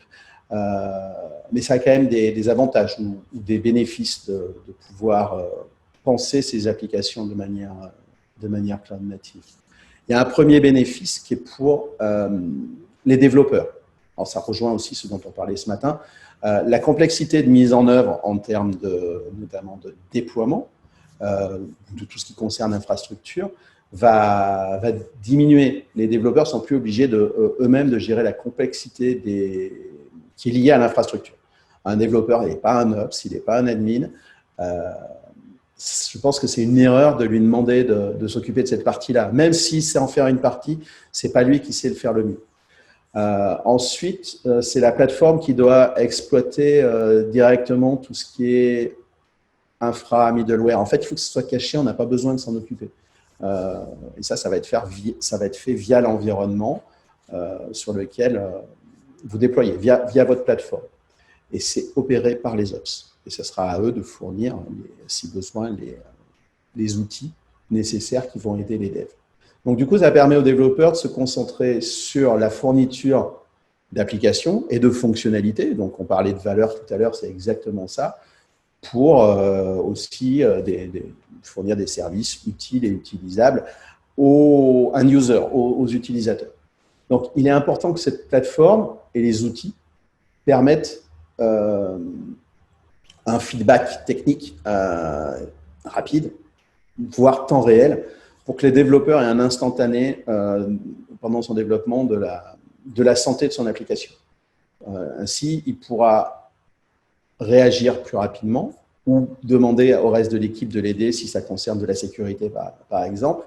Et du coup, ils pourront aussi, puisque l'information est commune, faire des feedbacks aux ops beaucoup plus facilement et simplement, parce qu'en fait, ils utilisent des outils partagés. Donc ça, c'est le premier bénéfice. Il y a un bénéfice pour les ops aussi, bien sûr, parce que la plateforme qui facilite l'exécution de ces opérations permet d'avoir une visibilité plus grande et un contrôle complet sur le cycle de vie de l'application, la façon dont les informations sont approvisionnées, comment se passe le déploiement, comment il est fait, et aussi comment est fait l'exécution ensuite de l'application. Ça leur simplifie beaucoup tout ce qui est mise à niveau et correctif de sécurité. Maintenant, vous proposez un service ou un site web sur le cloud en mode SaaS. Il n'est pas rare de voir que suite à une nouvelle version, dès le lendemain, voire même dès l'heure qui suit, le service a été mis à niveau et patché parce qu'on a découvert une faille de sécurité. Et ça se fait de manière transparente. Et ça permet aux autres donc de le faire de manière plus simple. Il y a d'autres avantages opérationnels qui existent là-dessus. Ça va être qui sont apportés par la plateforme, mais ces avantages après en bénéficient aux applications. Ça va être la résilience intégrée, la sécurité, la gestion centralisée des utilisateurs, de meilleures informations grâce aux métriques qui sont agrégées en temps réel, par exemple. Un peu comme complètement comme les logs dont je vous parlais tout à l'heure, l'agrégation de logs dont je vous parlais tout à l'heure. Alors, après, on peut passer énormément de temps sur cette partie-là aussi. Et enfin, il y a un bénéfice important, parce que c'est le nerf de la guerre, un bénéfice pour les métiers. Le fait d'avoir mis de l'huile dans les rouages en changeant nos pratiques de développement et nos pratiques d'opération, ça a permis d'accélérer la mise à disposition des applications et services aux utilisateurs, parce qu'en plus, on a gommé certaines contraintes qui étaient induites par des aspects organisationnels, processus. On a gommé, on va dire, des silos. Les ops sont le moyen de déployer plus rapidement, plus souvent et plus sûrement, donc de respecter les SLA qu'on leur a posés. Les devs ont eux aussi le moyen de livrer plus rapidement, plus souvent et plus sûrement, voire même de pouvoir déployer eux-mêmes parce que les ops leur ont donné des super pouvoirs pour le faire en toute sécurité. Et donc là aussi, ce sera plus facile d'obtenir un feedback rapidement de la part des utilisateurs, parce qu'on peut leur proposer les choses plus facilement, qui vont les remonter vers les devs, qui vont pouvoir prendre en compte les retours de manière plus rapide et de les fournir de manière plus rapide aussi. Donc, de ramener finalement de la valeur plus rapidement dans la release qui suit. Et cette possibilité de réagir plus vite, c'est aussi la possibilité, l'opportunité de se tromper plus souvent. Donc, parce que je me trompe, je peux revenir en arrière ou je peux refaire. Donc, ça veut dire que je peux essayer plus souvent. Ça veut dire que globalement, à toutes les strates, qu'elles soient techniques, métiers, ops, dev, je vais avoir la possibilité finalement d'innover plus souvent et de rendre mon infra plus solide, parce que j'ai pu tester de nouvelles choses, aux devs d'optimiser leur développement et de rendre l'application plus réactive, et aux métiers d'avoir plus d'idées et de pouvoir les tester plus facilement. Donc, c'est aussi un moteur d'innovation. Alors, on vient de voir que la promesse des applications cloud natives, c'est de permettre aux entreprises d'évoluer plus vite dans le développement de leur application et d'être plus réactives au changement. Mais ces applications, il faut pouvoir les développer sur des plateformes qui sont compliantes avec le mouvement cloud native. Donc, globalement, il faut que la plateforme soit elle aussi cloud native, sinon ça ne va pas marcher. Donc, on va voir ce qu'on entend par plateforme cloud native ou plateforme cloud ready. J'ai tout mis ensemble, en fait, j'ai fait un gros buzzword sur ce slide. Mais cloud native ou cloud ready, quelque part, ça veut dire exactement la même chose. Alors, il y a un monsieur qui bossait avant chez Pivotal, si je ne dis pas de bêtises, donc Duncan Wynne, qui est directeur de l'ingénierie chez Google, qui définit une bonne plateforme cloud native de la manière suivante. Alors, j'ai traduit à ma façon. Donc, une bonne plateforme cloud native, elle permet aux entreprises de recentrer leurs efforts en supprimant le plus possible les tâches inutiles, les charges et les tâches inutiles. Autrement dit, automatiser tout ce qui est automatisable. Voici quelques exemples de charges ou de tâches. Alors, pas inutiles, mais en tout cas que l'on peut clairement automatiser parce que les répéter X fois à la main n'a aucun intérêt, c'est une perte de temps. Alors, mes trois préférés, on va dire, sont sur les deux dernières lignes. Donc, c'est load balancing, routage du trafic et scaling. Je vais vous donner un exemple. En fait, avant, lorsque le CEO d'une entreprise, alors souvent d'une start-up, d'une émanation, d'une grosse structure, allait au journal de 20 heures pour présenter son nouveau service ou site web, généralement, son site tombait dans les heures, voire les minutes qui suivaient. Et du coup, déjà, il perdait de l'audience sur son site et il perdait en crédibilité. Donc, la fois suivante, il faisait mettre en place un dispositif spécifique pour son passage aux 20 heures pour éviter ça. Et globalement, ça consistait en des machines, on va dire, surtaillées par rapport à une activité normale. Ça prenait du temps à mettre en place, ça avait un coût. Et souvent, en plus, après, il fallait déprovisionner parce que garder ça tout le temps, c'était trop coûteux. Maintenant, en quelques clics ou en quelques commandes automatisables, même un développeur qui n'est pas Ops, mais les Ops lui ont fourni la possibilité de le faire, peut temporairement upgrader son architecture en quelques minutes et puis finalement la downgrader quand il n'en a plus besoin. Et même ça, il y a des systèmes, des plateformes cloud natifs qui s'adaptent à la charge et qui réagissent dynamiquement pour le faire, pour scaler l'architecture. Du coup, le CEO, il est tranquille, à son prochain passage aux 20 heures, ça ne va rien lui coûter, ou presque. Et il va garder son audience, voire même il va en avoir plus. Donc, je passe à la suite. Alors, donc, toujours sur cette notion de plateforme cloud native, ces dernières années, on a beaucoup parlé pour solutionner ce type de problématique de PaaS. Par exemple, Heroku est un des premiers PaaS connus à être apparu sur le marché. Alors, ce terme a beaucoup de significations, tellement que ça en est devenu ambigu et flou, et c'est souvent mal compris. Donc, moi, j'ai plutôt tendance à trouver que le terme est devenu un peu restrictif ou insuffisant et à plus l'utiliser. Et je préfère utiliser le terme cloud native. Donc, on va essayer de faire l'exercice de la définition de ce que pourrait être une plateforme cloud native, même si ce n'est pas simple. Mais j'ai peur de rien, je me suis lancé dans le sujet. Alors, je dirais qu'une plateforme cloud native, c'est comme un PaaS, mais en mieux, parce qu'elle est opinionated, ou alors sur le slide, c'est dogmatique, on va dire, la traduction d'opinionated, et elle est structurée pour effacer, on va dire, les confusions du terme PaaS, parce que mal compris. Elle est aussi mieux qu'un PaaS parce qu'il y a un contrat clair, un contrat technique clair entre l'infrastructure, les applications et les services. Donc, ce contrat fait que ces relations entre infra et services sont strictement définies et de façon le plus standard possible. Donc, globalement, si votre plateforme respecte ça de manière standard, vous pourrez déployer vos applications sur cette plateforme, mais aussi sur d'autres. Donc, ces plateformes cloud native, en standard, elles apportent un ensemble de fonctionnalités qui vont plus loin que de proposer uniquement du self-service et une abstraction d'infra, comme par exemple la résilience qui est gérée de manière automatique. Bon, en tout cas, on vous fournit des outils pour le gérer simplement.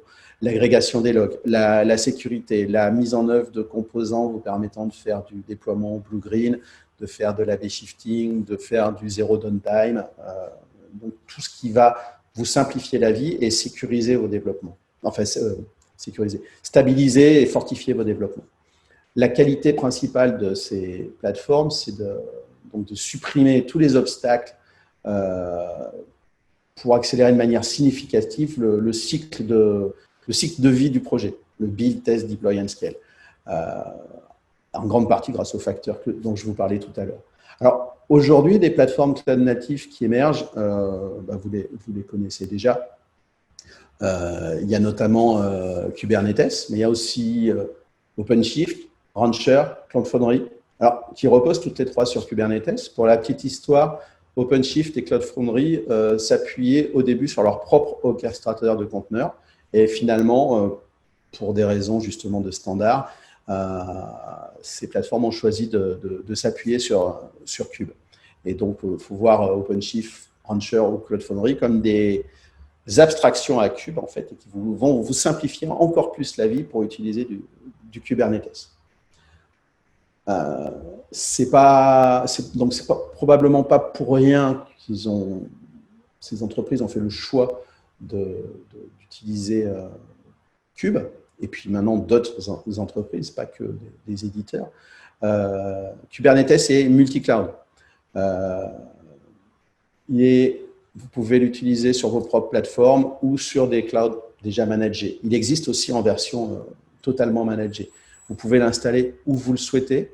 Donc, il n'y a plus de côté vendeur lock-in parce que vous avez utilisé des fonctionnalités qui n'existent que chez un provider. Donc, si vous faites bien attention, parce qu'il y a toujours des exceptions, vous pouvez déménager vos applications où vous voulez, quand vous le souhaitez. Un autre avantage, c'est que Kubernetes est open source, dispose d'une communauté très active et grandissante, ce qui est très important pour la pérennité de vos développements.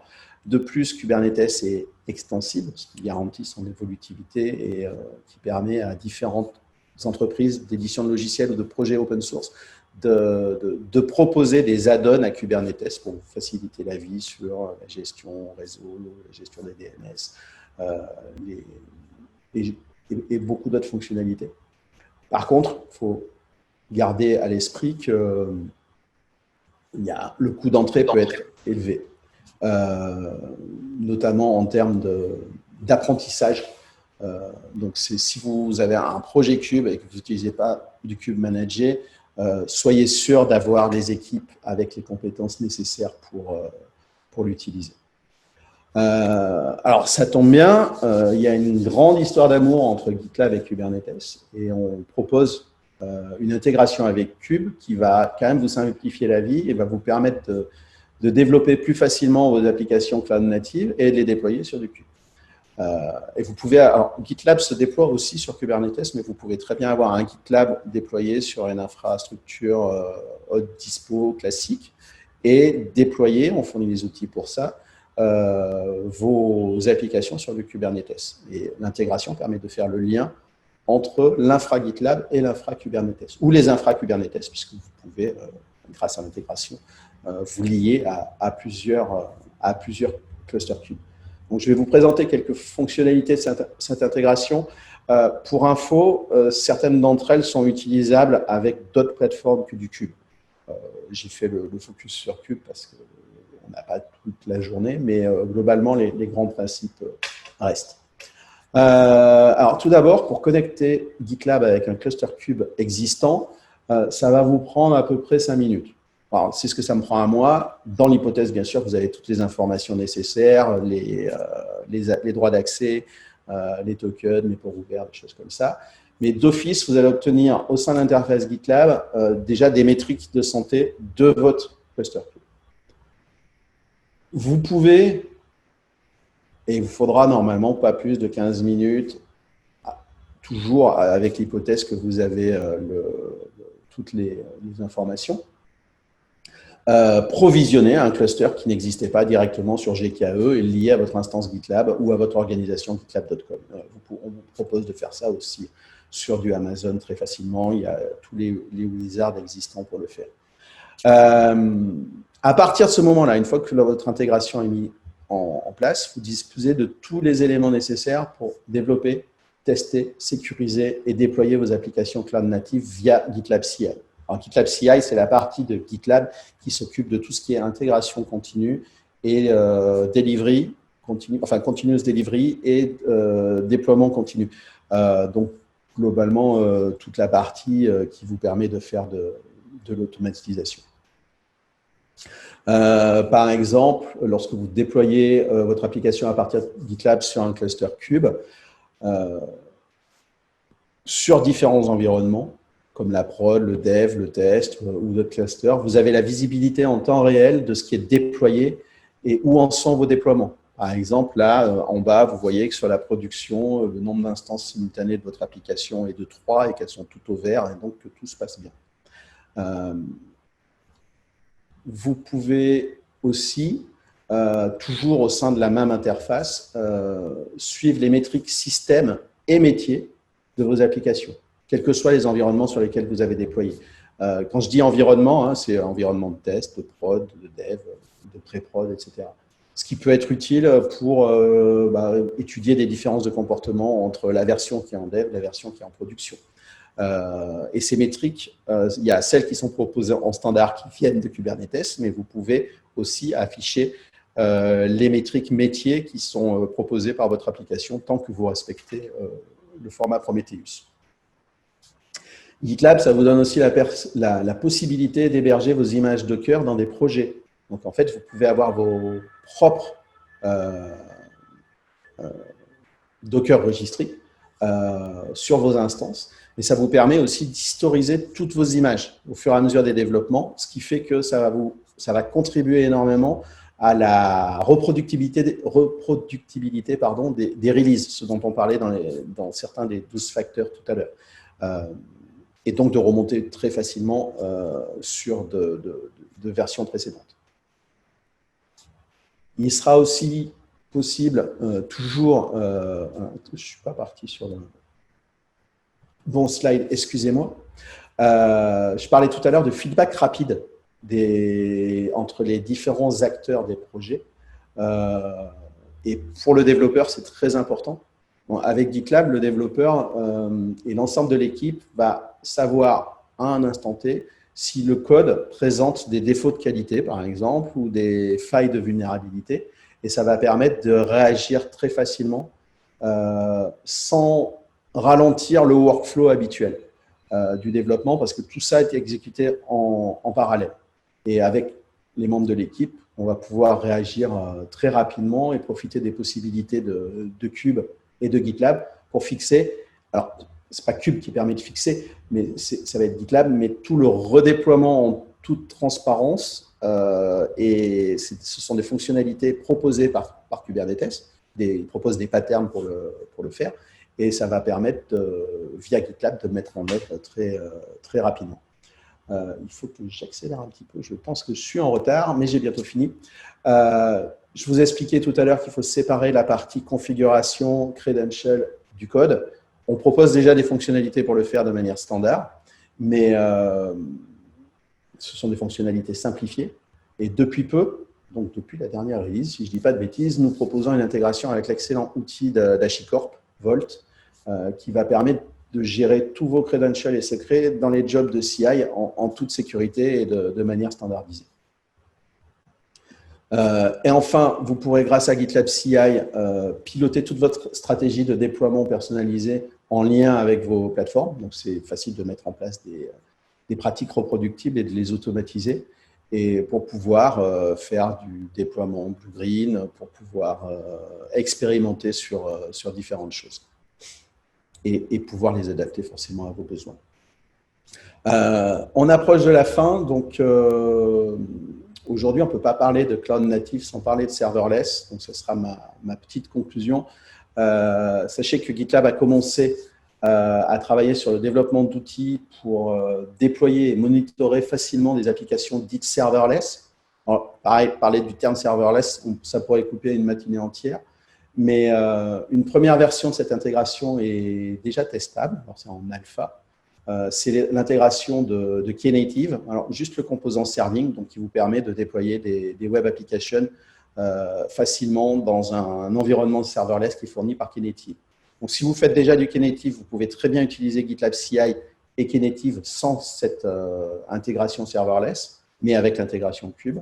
On n'en est qu'au début, mais c'est super prometteur et GitLab entend bien être un acteur sur ce sujet-là aussi, qui est complètement dans la mouvance cloud native. Donc, je vous remercie pour votre attention. Je ne sais pas s'il y a… je vais stopper mon écran. Je ne sais pas s'il y a des questions dans le chat. A priori, non. Donc, ça doit vouloir dire que les ateliers ont commencé.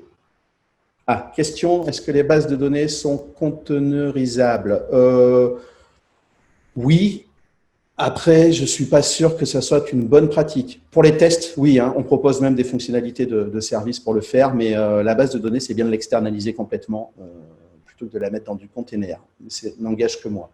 Autre question, dans le modèle décrit, l'Ops automatise la création de l'infra qui automatise le déploiement applicatif sur l'infra, le dev ou l'Ops. Je pense qu'un Ops saura mieux servir d'Ansible, par exemple, qu'un dev, mais c'est bien qu'ils le fassent ensemble. Le dev peut donner ses exigences, alors exigences ou requirements, enfin, ce dont il a besoin, et l'Ops va l'aider à mettre ça en place. Concernant la Sécu, on utilise de la Kunetix. Ok. Je ne connais pas, mais je pense que de toute façon, GitLab étant agnostique, ça peut se marier sans aucun problème. Quid de la sécu embarquée par GitLab, est-ce aussi performant? Alors, la sécu embarquée par GitLab, en fait, c'est ce qui est proposé par GitLab. Ce sont des moteurs d'analyse open source qui ont été développés par une compagnie française, franco-canadienne qu'on avait racheté il y a presque 3 ans.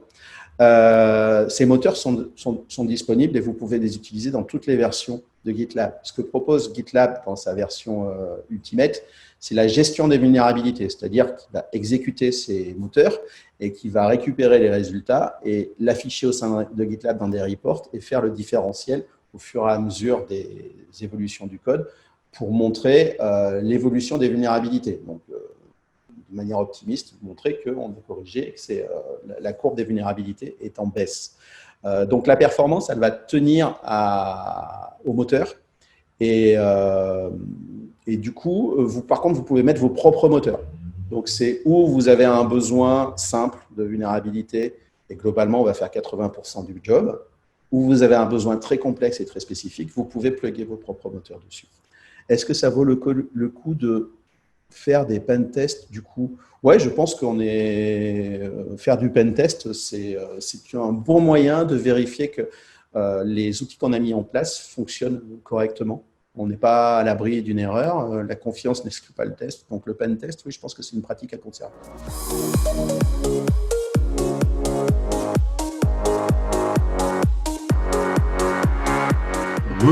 Bienvenue à notre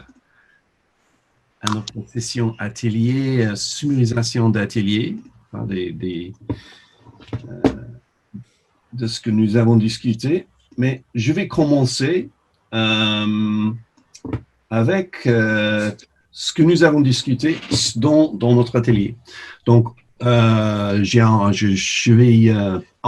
nous avons fait deux parties. La première, c'était d'essayer de comprendre les obstacles, les empêchements dans les trois catégories, les trois domaines, le processus, le people et la technologie. Enfin, la plupart des obstacles que nous avons identifiés, c'était dans le domaine de people. Il y a une culture d'entreprise, de plusieurs entreprises qui est résistante au changement. Et c'est très difficile de changer des habitudes des gens. Donc, les équipes, ils préfèrent leur propre outillage. Et c'est très, très différent de les faire adopter différentes méthodologies. Et le troisième problème, avec les people, ils n'ont pas le temps. Les équipes, ils ont dans la productivité, ils n'ont pas le temps de dégager pour apprendre une nouvelle technologie ou bien une nouvelle méthode d'utilage, une méthode de travailler en interne. Donc, ça, c'est l'essentiel, le plus grand problème que nous avons identifié. Côté technologie, nous avons constaté que la technologie avance trop vite. Donc, peut-être 2-3 ans, une nouvelle technologie qui était à la pointe était, excusez-moi,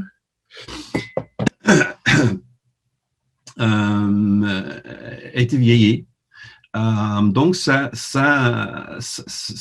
impacte les gens. Ça veut dire qu'il doit toujours changer, se former et changer. Et il y a un investissement important financier dans ce point. Donc, ça c'est un vrai challenge. Et également, le problème que la diversité et le fait que vous avez beaucoup de traitements de technologie, beaucoup de systèmes, et ça demande beaucoup de temps à maintenir et à mise à jour. Également, sur le côté processus, nous avons constaté que, selon nous, les processus suivent le technologie.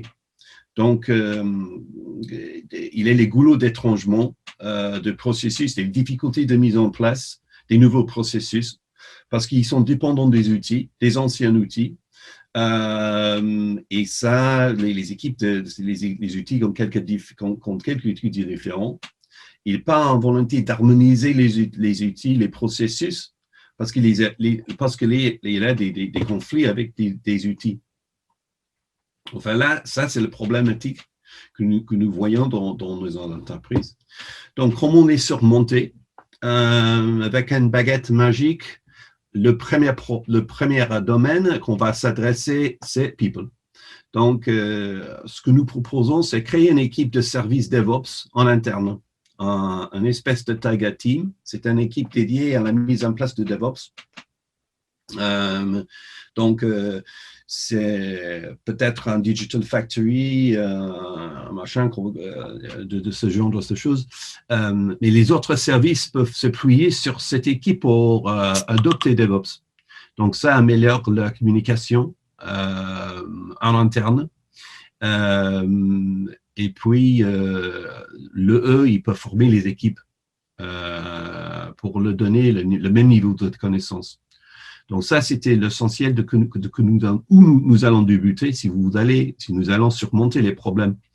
Deuxièmement, côté technologie, nous sommes mis d'accord qu'il faut choisir un outil qui contient un maximum d'équipes, qui convient au maximum d'équipes. C'est plutôt normalement open source, mais c'est essentiel, c'est un outil qui est reconnu, qui n'est pas trop à point, mais qui aura une longévité sur plusieurs années pour cette entreprise. Et nous sommes mis d'accord que le processus vont suivre le choix d'outils. Donc là, c'est ce que nous avons discuté. Donc, je laisse la main à... Alors, je vais essayer de ne pas être trop redondant avec ce que tu as dit, toi, Hugues. Donc, bien entendu, sur la partie process dans notre atelier, on a pu constater qu'il y avait des problèmes de vrais problèmes de communication et de collaboration entre la partie pré-production et Ops, avec parfois même une méconnaissance des métiers et des enjeux des différentes équipes, donc beaucoup de silos dans les grandes organisations, avec même un manque d'autonomie au niveau des groupes de développeurs sur l'innovation. Donc, les différentes entités sont vraiment soumises aux décisions de la DSI. Donc, il y a peut-être beaucoup de choses à faire dans la force de proposition et dans l'écoute.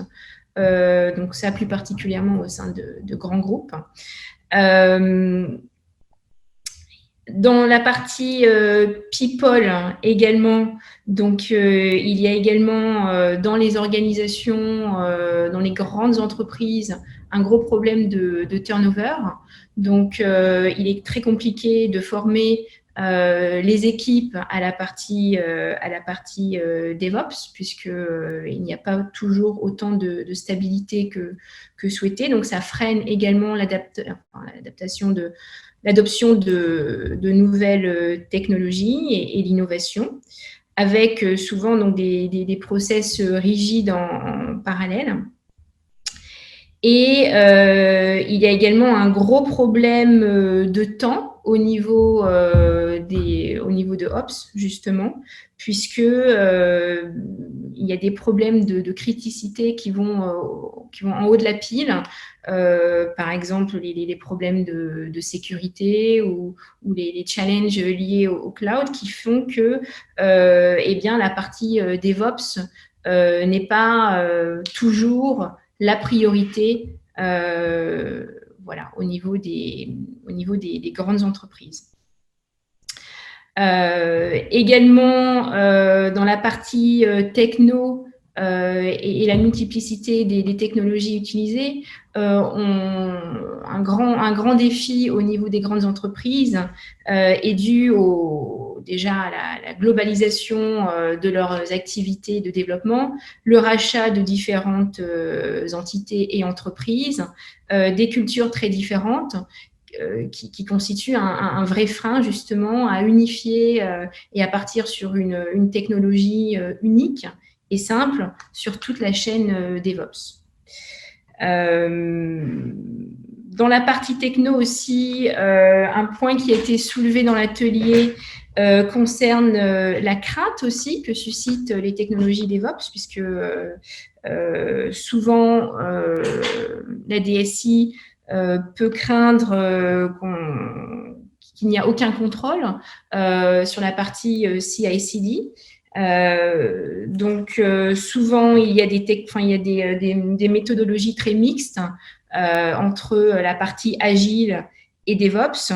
La grande question, c'est qui possède le code et la difficulté qui en découle de réutiliser les composants pour d'autres types de développement. Donc, pas de librairie et donc pas vraiment de flexibilité dans la partie DevOps. Donc, sur la partie comment surmonter ces différents obstacles, on a été un petit peu court au niveau du temps, mais néanmoins, on a essentiellement parlé de la partie people et technologie. Donc, une idée qui a été soumise dans l'atelier serait en effet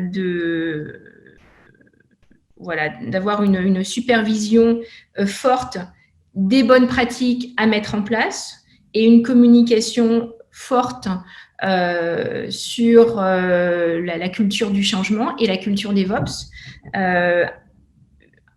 Voilà, un frein, parfois, j'en ai pas parlé précédemment, mais c'est étroitement lié, c'est la confidentialité des informations. Donc, la plupart de nos clients, clairement, ne peuvent pas forcément faire appel à l'éditeur ou à une société externe pour les aider dans cette communication et dans cet accompagnement du changement. Néanmoins, il faut qu'ils créent une cellule en interne et chaque acquisition d'un outil DevOps doit être vraiment étroitement liée à la communication qui va être faite en interne. Voilà. Et donc, sur la partie technologie, eh bien, il a bien été mis en avant que pour surmonter toutes les craintes et tous les obstacles, il faut tester, il faut essayer. Donc, ça passe par des POC, par des trials. Il faut montrer en interne et il faut également expliquer aux ops leurs nouvelles tâches, l'outil. Et c'est eux vraiment qui vont nous aider eh bien, à accompagner ce changement et à faire acquérir de bonnes pratiques DevOps et des outils en adéquation par la DSI. Voilà, c'est à peu près tout ce qu'on a vu, en gros. Merci.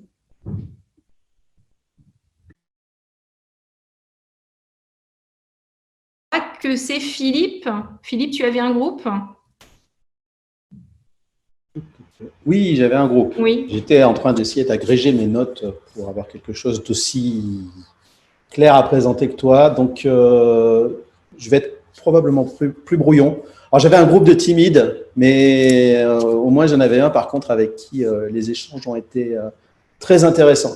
Alors, il y a clairement une barrière entre les devs et les ops. Ce qui revenait souvent, en fait, c'était les freins étaient essentiellement organisationnels. Il y a aussi c'est pas un frein, c'est plutôt un conseil, c'est pas vouloir déployer des méthodes de DevOps à tout prix. Ça a d'intérêt que si on déploie régulièrement et si on a des équipes, on va dire dites agiles, ou en tout cas en mesure de suivre ce mouvement et d'être capable de fournir plus rapidement. Ce qui ressort aussi, c'est que l'approche top-down pour déployer l'esprit DevOps ou le mouvement DevOps est souvent difficile parce que ça implique de faire évoluer les organisations. Et beaucoup d'organisations en fait, ne veulent pas changer parce qu'elles ont des choses en place qui fonctionnent. Et ça me permettra après de rebondir plus loin sur une des possibilités. J'ai eu aussi un échange assez intéressant qui est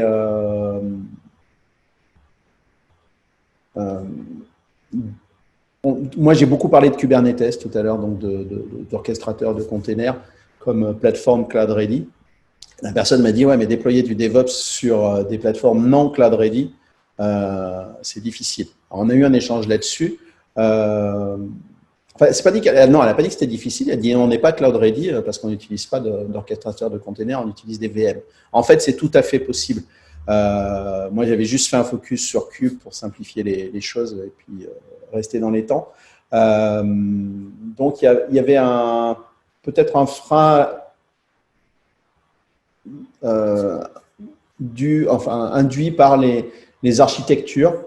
Mais finalement, on en a conclu que c'était tout à fait possible avec, par contre, des efforts sur tout ce qui est versionning, que ce soit versionning des bases de données et des infras qui ne sont pas immutables finalement. Donc, donc un frein peut être déployer DevOps sur une infra un peu classique ou patrimoniale, peut-être difficile, mais pas impossible.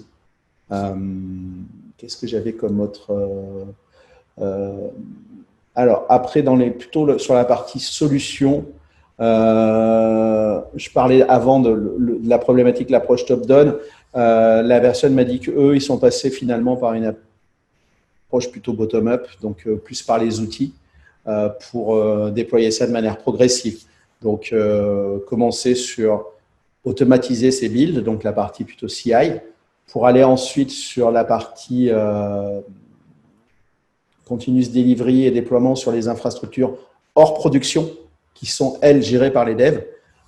Et ensuite, voir comment aller plus loin sur les environnements d'intégration et de prod qui, pour le moment, sont gérés uniquement par les ops. Donc, la personne, en fait, ils ont encore un mode où il y a ce clivage un petit peu dev et ops.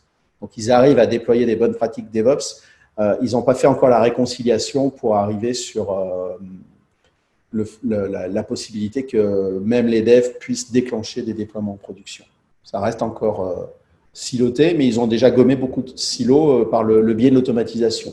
Donc, l'automatisation, c'est une des solutions. Un des objectifs aussi est de faire, sans forcément utiliser des containers, mais l'infra as code, donc en fait de faire du create and destroy à la demande des infrastructures existantes qui sont, elles, virtualisées.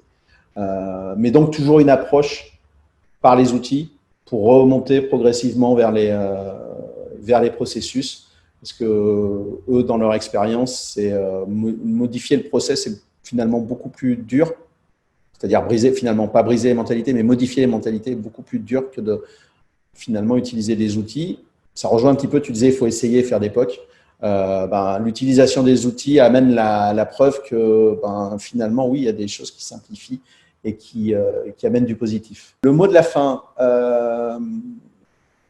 Alors, il n'engage que moi, mais de ce que je retire entre les discussions qu'on a eues sur la table ronde et les éléments rapportés suite aux ateliers, j'ai l'impression que pour moi, c'est même une certitude, mais que ce mouvement DevOps, qui est ni plus ni moins qu'une philosophie qui doit être partagée par l'ensemble des équipes et puis par l'entreprise,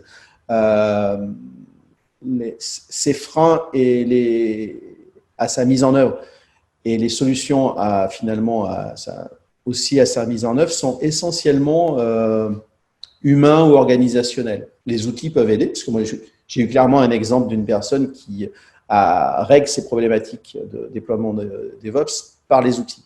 Mais globalement, à chaque fois, c'est ah ouais, mais il va falloir modifier mon organisation. Mais est-ce que ça va pas m'enlever du travail? Oui, mais on est siloté et puis l'info, je la donne à tel moment.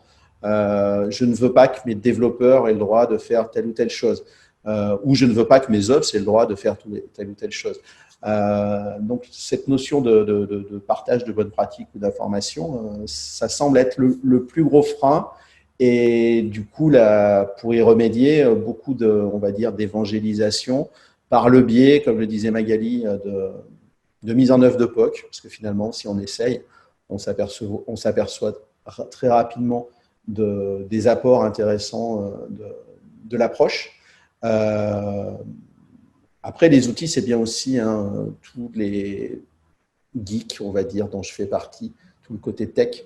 Quand on a des nouveaux jouets qui marchent bien, qui permettent de faire des choses sympas, on aime beaucoup. Donc ça, moi, c'est comme une carotte. On me donne un nouveau jouet, je dis OK, j'essaye, je mets en place. Donc, et aussi, j'ai eu une discussion, je ne sais plus si vous l'avez eu, c'était dans l'aide au déploiement de ces pratiques, c'est avoir les bons sponsors. en entreprise. Et donc, bon sponsor pour de bonnes raisons et aussi ne pas oublier le côté compétences. Donc, bien penser à former ces équipes et à évangéliser régulièrement et que les plus sachants n'hésitent pas à rediffuser leur savoir aux moins sachants et à les aider. Et ce n'est pas une question de seniorité, hein, c'est plus une question de compétences. N'hésitent pas à partager leur savoir et à aider les équipes. Donc, moi, ma conclusion est que c'est plutôt un problème d'hommes et de femmes qu'un problème technique.